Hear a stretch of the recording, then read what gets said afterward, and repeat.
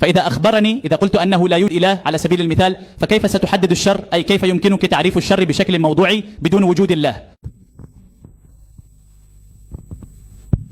في العالم هناك نوعان من الحيوانات، نوع يعيش بمفرده في الغابة ونوع يعيش في مجموعات.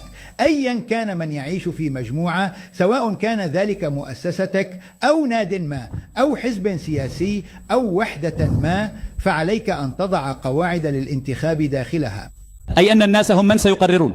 إذا قرروا أن اغتصاب شخص ما صحيح، فهل ستبرر ذلك لأن مؤسستك تقول ذلك؟ إذن هذا يعني أن الناس هم من سيقررون الشر.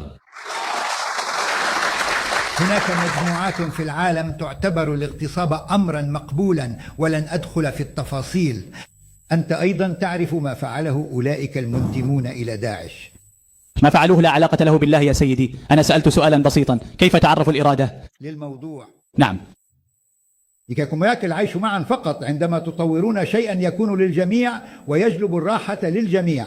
هذا هو الأسلوب في أي منظمة يوجد فيها أكثر من شخص، وهكذا تسير الحياة. إذا أحدثتم خللا فيها فستكون هناك كارثة وخسارة ودمار. وإذا أخذتم هذا المثال إلى المنزل أيضا، هناك زوجة وزوجة وأطفال وحتى حفيد، وهناك أختان أيضا وأخ واحد. الآن في مثل هذا الوضع تحتاج إلى تنظيم للعيش معا، ويجب أن يكون هناك ثقة متبادلة وأن يساعد كل واحد الآخر. سيدي، فهمت وجهة نظرك. أنت تقول أن الناس هم من سيقررون الصواب والخطأ، وأن الأغلبية هي التي ستحدد ذلك. نعم بالتأكيد يا أخي. إذا قالت الأغلبية زي ما حدث في ألمانيا للنازية أن الإبادة الجماعية أمر صح، هل ستبرر ذلك؟ أنت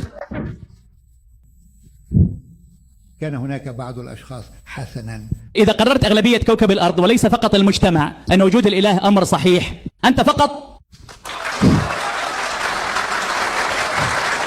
مرحبا.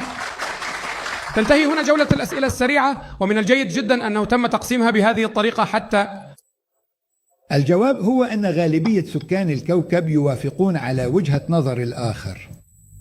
لا، أنت تتحدث عن الأغلبية فقط. أنت تقول إن الأغلبية هي التي ستقرر ما هو الخير وما هو الشر، وما تقرره الأغلبية يصبح صحيحا.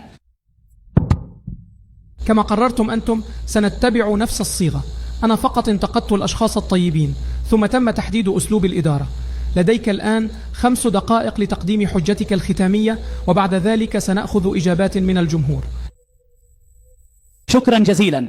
موضوعنا هو هل يوجد إله؟ لقد حضرت لهذا الموضوع بشكل أكاديمي للغاية، وكنت أظن أنني سأقدم العديد من الحجج، لكن ضيق الوقت والسيد جاويد كان يغير الموضوع باستمرار، فاضطررت أيضا إلى التفاعل مع ذلك قليلا. في موضوع هل يوجد إله لدي حجة واحدة فقط.